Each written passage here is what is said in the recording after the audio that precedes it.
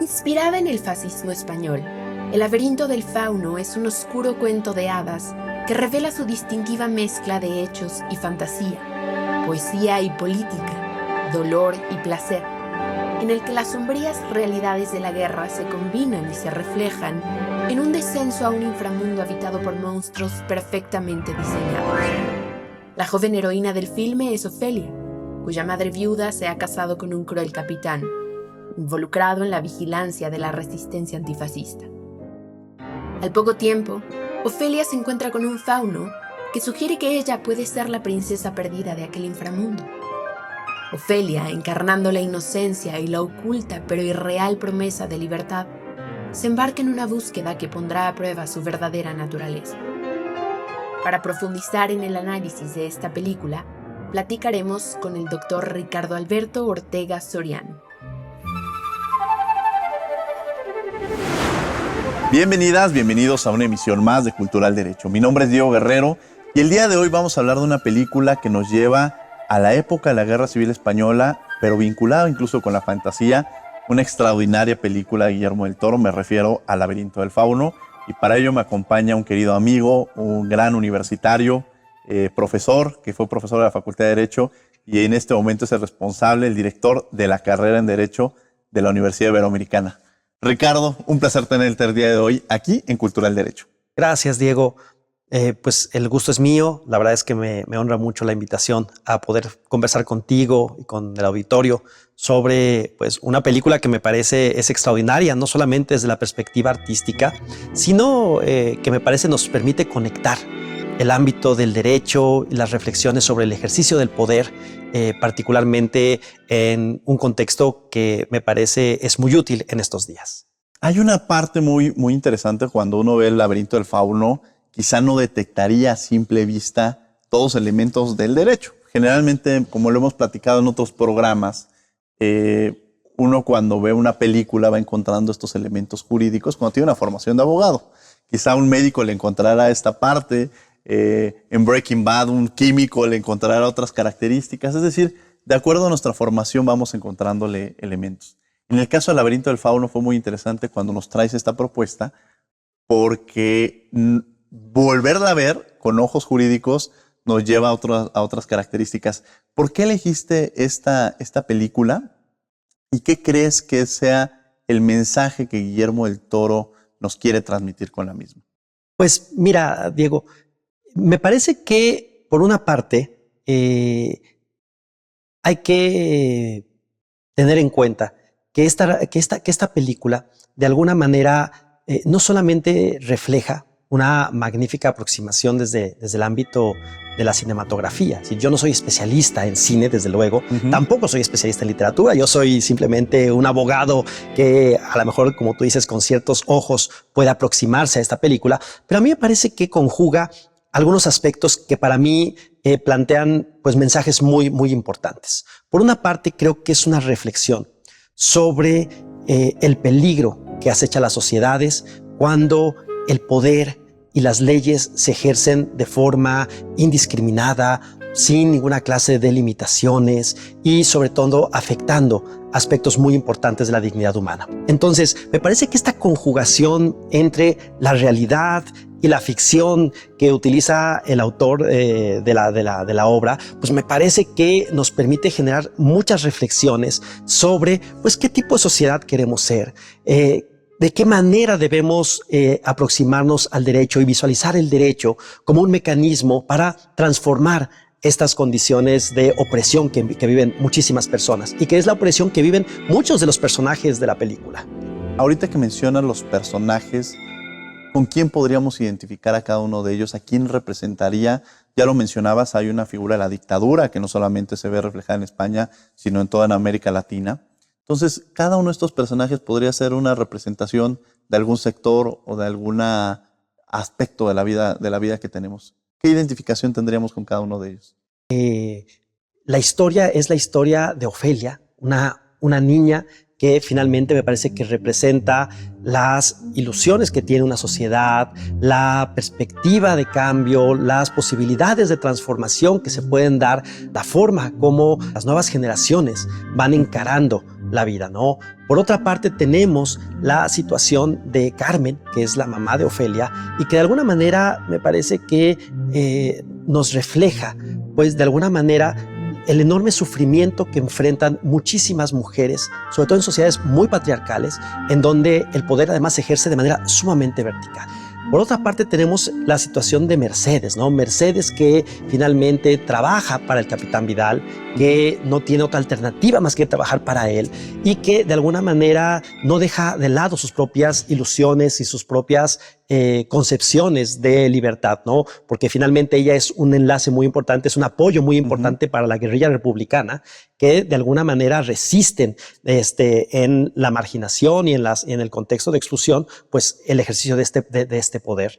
Y por otra parte tenemos el médico, que me parece que la figura del médico es la representación de la ciencia, ¿no? O sea, la representación de cómo la ciencia de alguna manera está presente y es necesaria en las sociedades, pero que también al mismo tiempo, si nos damos cuenta en el papel del médico, el médico finalmente no tiene otra alternativa más que servir igual al capitán Vidal, porque finalmente tiene una relación de subordinación hacia él, pero de alguna manera él no deja de tener un compromiso respecto al ejercicio de la medicina y en el trabajo de apoyo a las personas de la guerrilla que necesitan atención, ayuda, incluso medicamentos.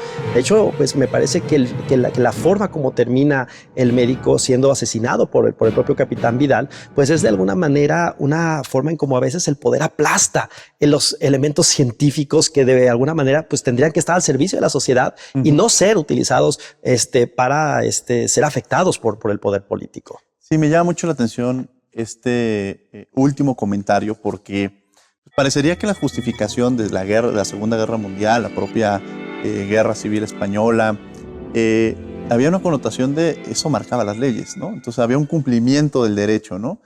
Y ahorita en esta figura del médico también entraría esta figura hasta la objeción de conciencia, ¿no? O este escenario en el cual el médico tiene esta formación de tomar decisiones en un momento determinado y de marcadas incluso a pesar de que esta autoridad les diga se tiene que conducir de cierta manera. Esta formación te va marcando en las decisiones que vamos tomando bajo estas decisiones que van muy marcadas con la ciencia, el derecho y esta relación que se vincula, que quizá no la hubiéramos podido apreciar en otros elementos. El tiempo juega un papel importante.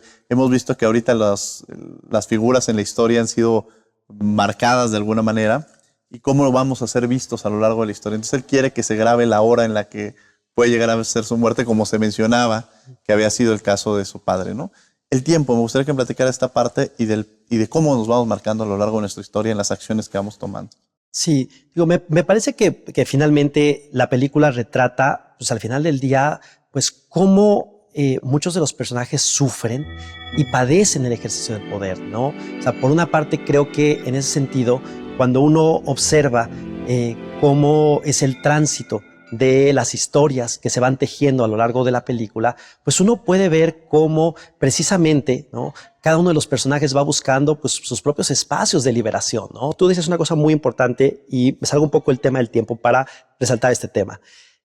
Creo yo que uno de los elementos comunes en la película tienen que ver con dos factores: la forma como se ejerce el poder y la manera en que se entiende el papel del derecho en el ejercicio de ese poder, ¿no? Por una parte, debemos entender que estamos en un contexto en el que ha habido una guerra civil, ¿no? En el contexto español, estamos al final de la guerra civil española y en el desarrollo del proceso del franquismo, ¿no? Que supuso, ¿no?, durante pues, mucho tiempo pues, un modelo emblemático de un sistema profundamente autoritario y que, como decía hace un rato, pues tiene que ver mucho con la realidad que vivimos en América Latina, sobre todo en la segunda mitad del siglo XX. Pero esto nos refleja entonces cómo de pronto, cuando el poder se ejerce de forma ilimitada, cuando el poder político se ejerce sin ninguna clase de restricciones y cuando el derecho contribuye a que ese poder político se perpetúe y cuando no solamente eso, sino que además el derecho es una herramienta que permite al poder político justificar sus acciones, pues me parece que entonces encontramos pues una situación que lleva a una profunda infelicidad a muchas personas y creo que es algo que se refleja y se retrata en el contexto de la película. Vamos a seguir platicando de esta película, pero antes vamos a un corte y regresamos. Estás aquí en Cultura al Derecho.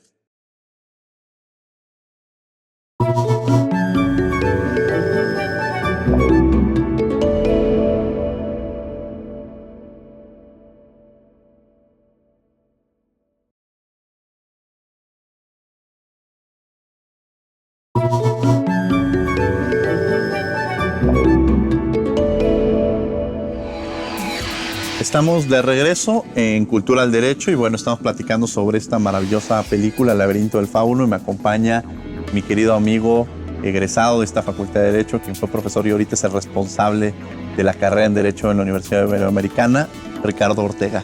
Ricardo, ya nos hemos introducido un poco en esta maravillosa película que nos lleva a la realidad, pero también metiéndole toques de ficción.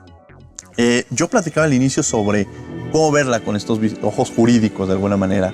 Algunos elementos que podamos detectar de los que ya también se han mencionado sobre estos esquemas de justicia y de derechos humanos. Sí, pues mira, me parece que uno de los elementos que son constantes en la película, pues tiene que ver pone de manifiesto el enorme riesgo en el que se encuentran las personas, en el que nos encontramos las personas cuando padecemos regímenes profundamente autoritarios, ¿no? Como es el caso de las dictaduras. Ya lo decía yo, o sea, es una realidad que desgraciadamente no es ajena al contexto de México y de América Latina, y en donde, por ejemplo, si lo vemos en clave de derechos humanos, lo que vamos a encontrar en la película son pues, algunos de los hechos más representativos de este tipo de regímenes, ¿no? Tortura, ejecuciones extrajudiciales, violaciones a la dignidad de las personas, incluso me parece que un nivel de discrecionalidad en el ejercicio del poder que es llevado al máximo extremo en pues, la forma como se van tejiendo las relaciones con los personajes, ¿no? Incluso durante la película vemos cómo se lleva a cabo una suerte de juicio sumarísimo en donde un par de personas que suben al monte a cazar conejos pues son acusados y son automáticamente vistos bajo sospecha de estar ayudando a la guerrilla y que finalmente son ejecutados de manera pues dramática por el capitán Vidal. Entonces, pues esto nos refleja también la importancia que tienen sociedades democráticas contar con juicios justos, donde existan condiciones de debido proceso, presunción de inocencia, autoridades independientes, ¿no? Que justamente limiten el ejercicio de este poder, ¿no? Entonces, la película creo que retrata, pues, buena parte de estos procesos que en América Latina hemos experimentado de manera tan dramática y que pues el día de hoy están presentes en una multiplicidad de sentencias de la Corte Interamericana de Derechos Humanos, ¿no? Yo suelo decir que cuando uno ve las sentencias de la Corte Interamericana, de alguna manera uno se asoma a una especie de radiografía histórica de lo que ha sido América Latina, por lo menos durante la segunda mitad del siglo XX. Y la realidad, en realidad, cuando uno revisa esas sentencias, es muy parecida a lo que vemos en la película, ¿no? Esquemas donde pues, las personas enfrentan, ¿no? Reglas jurídicas que no están construidas desde ciertos principios democráticos, sino que se construyen fundamentalmente a partir de la conservación del poder bajo pues cierto tipo de expectativas en donde no se vale disentir, en donde cualquier forma de crítica es vista como desobediencia a las reglas. Y me parece que ahí es un tema, pues me parece de la mayor importancia, sobre todo cuando nos acercamos a personas que estudian derecho, que ejercemos la abogacía, pues porque me parece que nos interpela respecto a de qué forma tendríamos que ejercer la profesión o enseñar el derecho para que este tipo de contextos no se repitan más en las sociedades. Sí, esta vigencia que mencionas, esta tortura, cada uno de estos elementos que nos llevas, pues, tiene una vigencia en la actualidad, ¿no? Parecería que es una película que nos habla de los 40, incluso en un continente distinto, en un país distinto, pero trasladándola a nuestro continente, trasladándola a nuestra época, tiene mucha vigencia ver estos elementos. Algo que tú mencionaste, el papel de las mujeres, pero también se visibilizan otros grupos en situación de vulnerabilidad, como son las niñas, el caso del personaje principal, los adultos mayores. Platicar un poco de estos grupos en situación de vulnerabilidad que se ven en la película. Sí, quizá ahí lo que valdría la pena, que lo que tú dices me parece muy importante. Es decir, la película es vigente porque me parece que retrata las condiciones que permiten que se violen de manera sistemática los derechos de las personas. Es decir, todo este conjunto de violaciones, efectivamente, que tienen impactos muy particulares en grupos históricamente desaventajados, como niñas y niños, en el contexto latinoamericano, poblaciones indígenas, personas indígenas, personas mayores.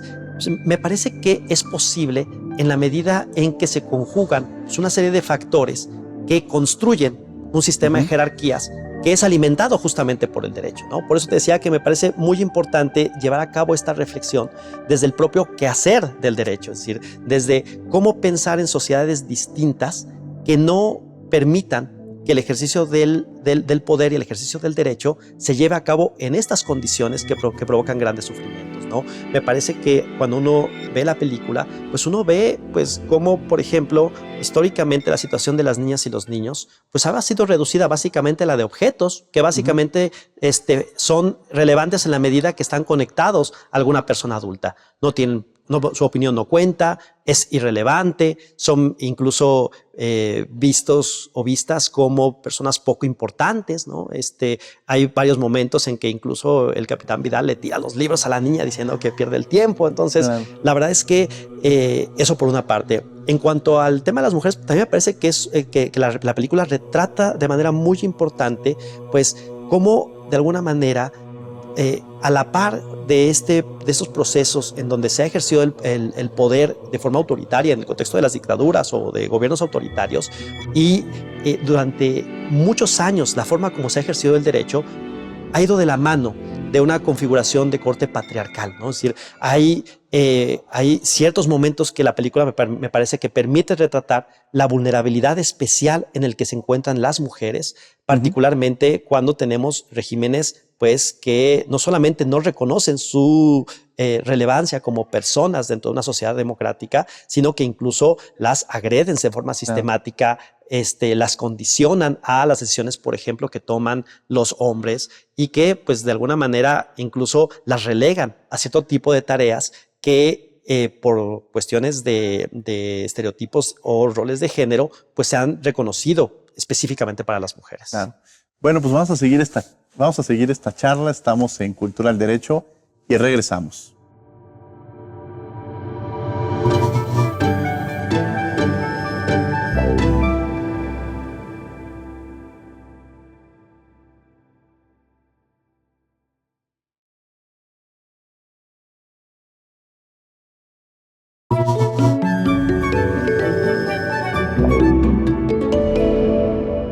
Cortázar dijo: el arma básica de un escritor de ficción no es el tema que pueda contar ni la forma de escribirlo mejor o peor, sino su capacidad y su manera de ser que determina que un hombre se dedique a la ficción en vez de a la química. Y enfatizó: la fantasía que yo amo es todo lo que en el fondo sirve para proyectar con más claridad y con más fuerza la realidad que nos rodea.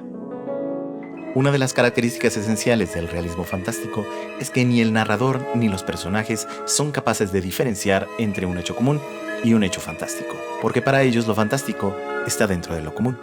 En literatura, la fantasía no solo está al servicio de la realidad, sino que lo fantástico ayuda a entender mejor la realidad. Son elementos que permiten notar más el mundo que nos rodea, como en un beso, en el que cerramos los ojos para ver mejor. Esto es tal cual el mito de Dédalo, el cual solemos comprender mal como aquel hombre que quería alcanzar el sol con su vuelo, cuando en realidad la verdadera enseñanza es el equilibrio entre volar no tan cerca del sol para no derretir la cera de las alas, los anhelos y las esperanzas, y no tan al ras de la tierra, la realidad, para maniobrar y no chocar.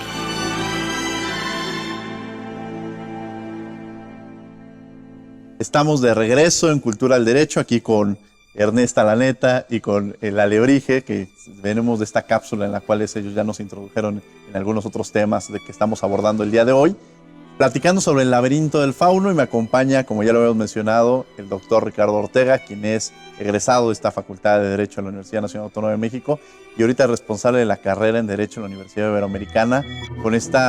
Yo lo conozco desde la universidad y siempre ha tenido este compromiso social, este tema de formación y de conciencia en tema de derechos humanos. Y en ese tema quiero entrar contigo, Ricardo, la formación de los estudiantes. ¿Cómo podemos enseñar a las y a los jóvenes que están estudiando ahorita Derecho este compromiso social, ¿no? Que la gran responsabilidad que tienen en sus manos en el conocimiento del derecho y que no se pierda de vista? Muchas veces el abogado es visto a veces como el malo de la película, pero ahorita hablando de películas, somos los que podemos cambiar vidas y desde una perspectiva social. Sobre este tema, Ricardo. Sí, Diego, creo que tocas una cuestión muy importante que tiene que ver con algo que hemos visto en la película, ¿no? Esa forma de ejercer el poder y el derecho es posible de alguna manera porque pues, hay procesos de formación que están detrás. Me parece que durante mucho tiempo las escuelas de derecho, no solamente en México, sino en el continente, pues, y en muchos otros países, pues han jugado un papel definitivo respecto al tipo de concepción de derecho que se tiene por parte de quienes lo ejercemos. De ahí que el gran compromiso que tenemos, me parece, es pues, apostar por una nueva forma de enseñanza del derecho.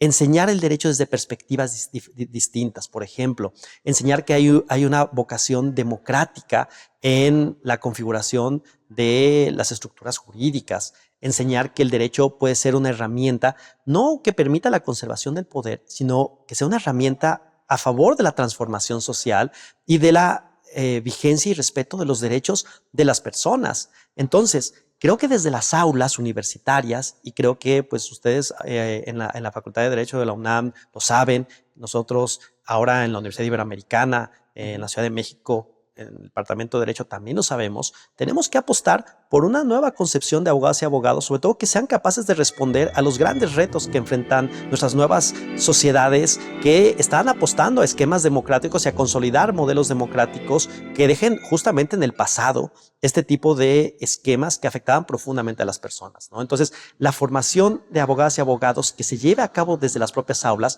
pues supone un montón de cambios, ¿no? Supone, por ejemplo, que incluso las relaciones entre profesoras, profesores y estudiantes, pues deje de ser tan vertical como históricamente ha sido, ¿no? Donde el profesor o la profesora sabe todo y el profesor y el estudiante no sabe nada, a pues generar auténticos espacios de deliberación, de análisis crítico de la realidad, incluso, ¿no? Poner sobre la mesa que uno de los esquemas que han estado vigentes en la formación jurídica, que es que no debe obedecerse necesariamente la ley. Es decir, hay que aproximarnos críticamente a la ley. Y antes de obedecer la ley, hay que analizarla críticamente porque hay reglas jurídicas, leyes que pueden ser profundamente injustas, profundamente violatorias de derechos de las personas. Y frente a ese tipo de reglas, pues me parece que las y los abogados tenemos una misión muy importante para responder críticamente ante eso. Entonces, creo que esta formación crítica del derecho se construye desde las aulas y tenemos ahí las escuelas de derecho de este país y del continente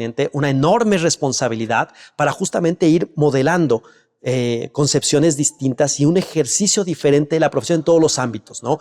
Compromiso social, desde luego, pero también marcado por un enorme compromiso con la democracia y con otra forma de entender el ejercicio del poder político. Ricardo, ¿algo con lo que quieras cerrar? Pues simplemente invitar al auditorio a quienes no han visto la película a verla, quienes ya la vieron a volverla a mirar quizá con esta mirada más desde una perspectiva jurídica, que luego ayuda muchísimo para reflexionar algunos temas que desgraciadamente si no consolidamos instituciones en nuestro país y en nuestro continente, pues las posibilidades de tener regresiones en este tipo de contextos democráticos pues siempre es latente. Entonces hay que buscar mantener lo alcanzado en términos de logros democráticos y apostar a una formación jurídica que mantenga esos logros. Ricardo, ha sido un placer tenerte aquí en tu casa, en la Facultad de Derecho, la verdad, y que ahora estés llevando a cabo las tareas en la Universidad Iberoamericana, universidad hermana también de nuestra Universidad Nacional Autónoma de México, con los mismos compromisos sociales, y lo platicábamos, esta responsabilidad, esta formación en términos de derechos humanos que tienes, esta formación en conciencia social, sin lugar a dudas forma y permite seguir construyendo generaciones más comprometidas en la labor que realicen en la trinchera en la que se encuentran. Muchas gracias, Ricardo. No, gracias a ti, querido Diego, por la invitación y me ha dado mucho gusto estar con ustedes. Y gracias a ustedes por haber estado con nosotros y los invitamos a que nos sigan en una siguiente emisión de Cultural Derecho.